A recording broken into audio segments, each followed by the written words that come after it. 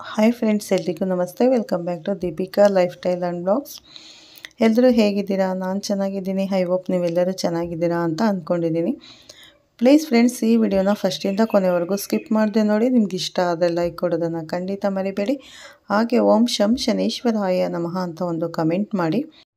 ಬನ್ನಿ, ನಾನಿವಾಗ ತಿಳಿಸ್ಕೊಡ್ತಾ ಇದ್ದೀನಿ ತುಲಾರಾಶಿ 2020 ರಾಶಿ ಭವಿಷ್ಯವನ್ನು. ಈ ವಿಡಿಯೋನ ಎಲ್ಲೂ ಸ್ಕಿಪ್ ಮಾಡದೆ ನೋಡಿ, ನಿಮಗೆ ಪೂರ್ತಿಯಾಗಿ ಅರ್ಥ ಆಗುತ್ತೆ ಸ್ನೇಹಿತರೆ. ನೋಡಿ, ತುಲಾರಾಶಿಯ ನ್ಯಾಯ ದೇವತೆಯ ತಕ್ಕಡಿಯಂತೆ ಸದಾ ಸತ್ಯ ಮತ್ತು ಧರ್ಮದ ಹಾದಿಯಲ್ಲಿ ನಡೆಯುವ ನಿಮಗೆ ಕಳೆದ ಕೆಲವು ವರ್ಷಗಳು ಅಗ್ನಿ ಪರೀಕ್ಷೆಯಾಗಿದ್ದವು ಎಂಬುದು ನನಗೆ ಗೊತ್ತು.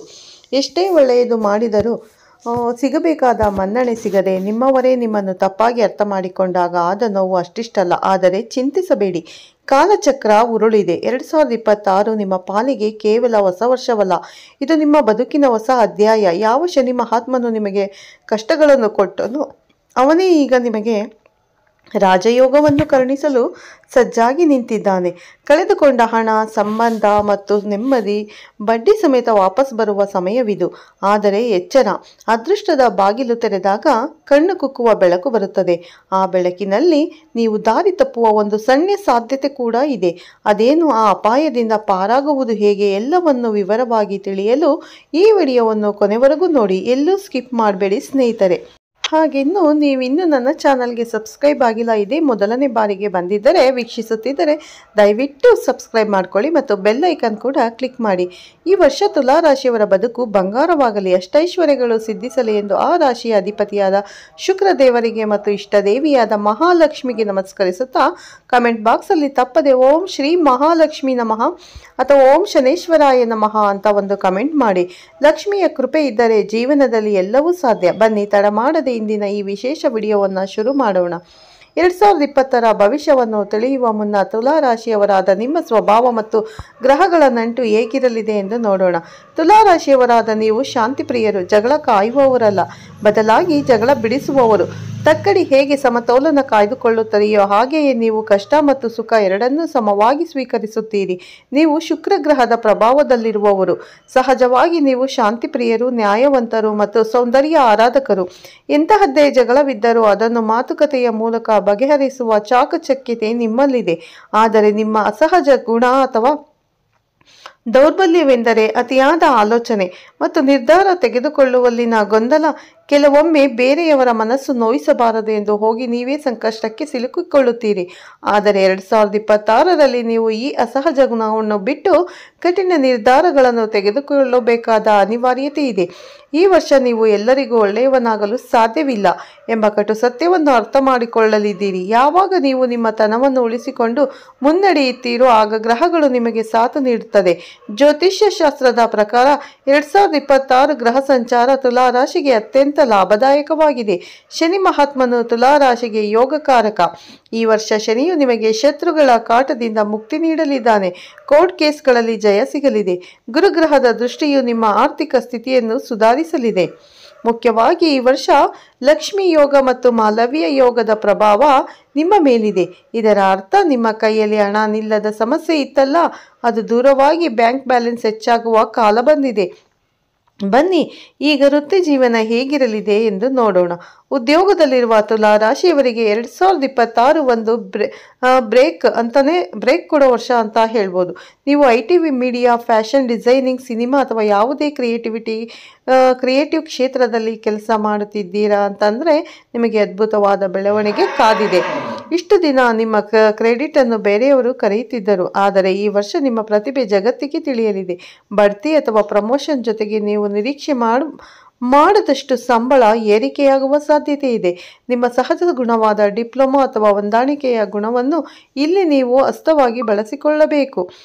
ಇನ್ನು ಸರ್ಕಾರಿ ಕೆಲಸಕ್ಕಾಗಿ ಪ್ರಯತ್ನಿಸುತ್ತಿರುವ ಆಕಾಂಕ್ಷೆಗಳಿಗೆ ಈ ವರ್ಷ ಶುಭ ಸುದ್ದಿ ಕಾದಿದೆ. ಗುರುಬಲ ಮತ್ತು ರವಿಯ ಅನುಗ್ರಹ ಕೆಲವು ನಿರ್ದಿಷ್ಟ ತಿಂಗಳುಗಳಲ್ಲಿ ಪ್ರಬಲವಾಗಿರುವುದರಿಂದ ಸ್ಪರ್ಧಾತ್ಮಕ ಪರೀಕ್ಷೆಗಳಲ್ಲಿ ಯಶಸ್ಸು ಸಿಗುವ ಸಾಧ್ಯತೆ ದಟ್ಟವಾಗಿದೆ.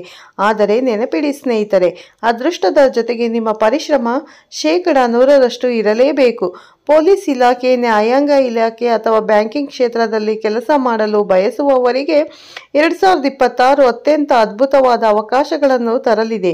ನಿರುದ್ಯೋಗಿಗಳಿಗೆ, ವಿಶೇಷವಾಗಿ ದೀರ್ಘಕಾಲದಿಂದ ಕೆಲಸ ಹುಡುಕುತ್ತಿರುವವರಿಗೆ ವರ್ಷದ ಆರಂಭದಲ್ಲಿಯೇ ಅಂದರೆ ಮಾರ್ಚ್ ಅಥವಾ ಏಪ್ರಿಲ್ ತಿಂಗಳಿನಲ್ಲಿ ಉತ್ತಮ ಅವಕಾಶಗಳು ಒದಗಿ ಬರಲಿವೆ. ನಿಮ್ಮ ವಿದ್ಯೆಗೆ ತಕ್ಕ ಕೆಲಸ ಸಿಗಲಿಲ್ಲ ಎಂದು ಕೊರಗಬೇಡಿ. ಸಿಕ್ಕ ಅವಕಾಶವನ್ನು ಬಳಸಿಕೊಂಡು ಒಳಗೆ ಹೋದರೆ ಮುಂದಿನ ದಿನಗಳಲ್ಲಿ ಉನ್ನತ ಮಟ್ಟಕ್ಕೆ ಏರುವ ಯೋಗ ನಿಮಗಿದೆ. ಕೆಲಸ ಬದಲಾಯಿಸಲು ಇದು ಸೂಕ್ತ ಸಮಯ.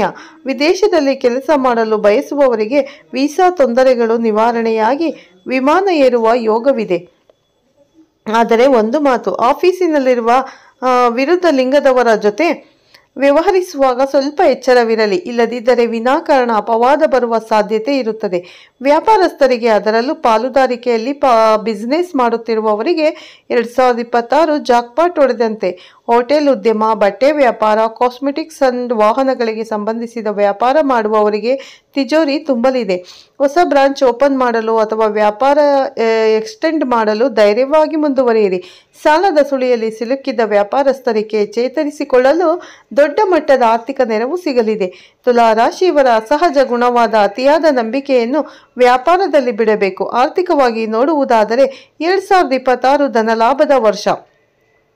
ಆದರೆ ಹಣ ಬರುವ ಮಾರ್ಗಗಳು ಎಷ್ಟು ಇರುತ್ತವೆಯೋ ಖರ್ಚಿನ ಮಾರ್ಗಗಳು ಕೂಡ ಅಷ್ಟೇ ಇರುತ್ತವೆ. ಹಣ ಸಂಪಾದಿಸುವ ಹೊಸ ಮಾರ್ಗಗಳು ನಿಮಗೆ ಗೋಚರಿಸುತ್ತವೆ. ಕೇವಲ ಒಂದೇ ಆದಾಯದ ಮೂಲವನ್ನು ನಂಬಿದರೆ ಪಾಸಿಟಿವ್ ಅಂದರೆ ಪ್ಯಾಸಿವ್ ಇನ್ಕಮ್ ಅಥವಾ ಸೈಡ್ ಬಿಸ್ನೆಸ್ ಮೂಲಕವೂ ಹಣ ಗಳಿಸುವ ಬುದ್ಧಿವಂತಿಕೆ ನಿಮ್ಮದಾಗುತ್ತದೆ. ಗೃಹಿಣಿಯರು ಮನೆಯಲ್ಲೇ ಕುಳಿತು ಸಣ್ಣ ಪುಟ್ಟ ಉದ್ಯಮ ಅಥವಾ ಆನ್ಲೈನ್ ಕೆಲಸಗಳ ಮೂಲಕ ಹಣ ಸಂಪಾದಿಸುವ ಯೋಗವಿದೆ. ಷೇರು ಮಾರುಕಟ್ಟೆ ಅಥವಾ ಲಾಟರಿಯಲ್ಲಿ ಹಣ ಹೂಡಿಕೆ ಮಾಡುವ ಮುನ್ನ ನುರಿತವರ ಅಂದರೆ ಸಲಹೆ ಅತ್ಯಗತ್ಯ. ಏಕೆಂದರೆ ಇಲ್ಲಿ ಲಾಭಕ್ಕಿಂತ ನಷ್ಟದ ಭಯವೇ ಹೆಚ್ಚು ಕಾಣುತ್ತಿದೆ.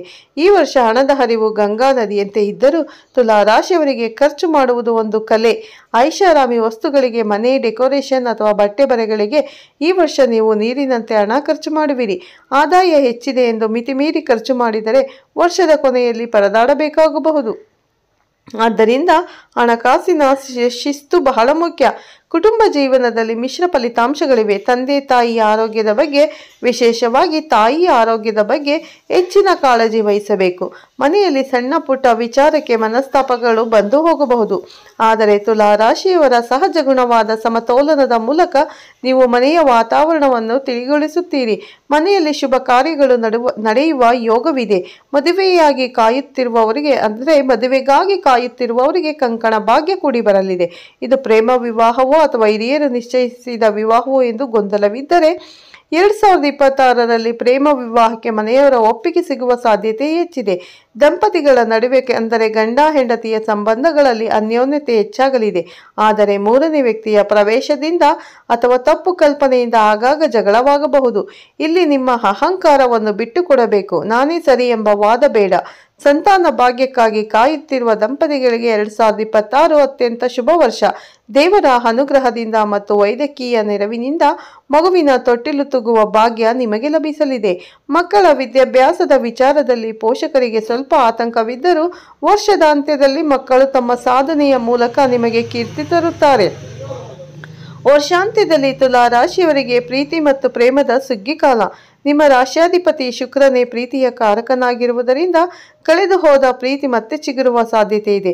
ಗಂಡ ಹೆಂಡತಿಯ ನಡುವೆ ಇದ್ದ ಮನಸ್ತಾಪಗಳು, ಅನುಮಾನದ ಮೋಡಗಳು ಸರಿದು ಮತ್ತೆ ಪ್ರೀತಿ ಹುಟ್ಟಲಿದೆ. ಹೊಸದಾಗಿ ಮದುವೆಯಾದ ದಂಪತಿಗಳಿಗೆ ಹನಿಮೂನ್ ಟ್ರಿಪ್ ಅಥವಾ ವಿದೇಶಿ ಪ್ರವಾಸದ ಯೋಗವಿದೆ. ವಿದ್ಯಾರ್ಥಿಗಳಿಗೆ 2026 ಏಕಾಗ್ರತೆಯನ್ನು ಪರೀಕ್ಷಿಸುವ ವರ್ಷ. ಉನ್ನತ ವಿದ್ಯಾಭ್ಯಾಸಕ್ಕಾಗಿ, ವಿಶೇಷವಾಗಿ ಮೆಡಿಕಲ್ ಇಂಜಿನಿಯರಿಂಗ್ ಅಥವಾ ಚಾರ್ಟರ್ಡ್ ಅಕೌಂಟೆನ್ಸಿ ಮಾಡುತ್ತಿರುವ ವಿದ್ಯಾರ್ಥಿಗಳಿಗೆ ಒತ್ತಡ ಹೆಚ್ಚಿರಲಿದೆ. ಆದರೆ ಈ ಒತ್ತಡವೇ ನಿಮ್ಮನ್ನು ವಜ್ರವನ್ನಾಗಿ ಮಾಡುತ್ತದೆ.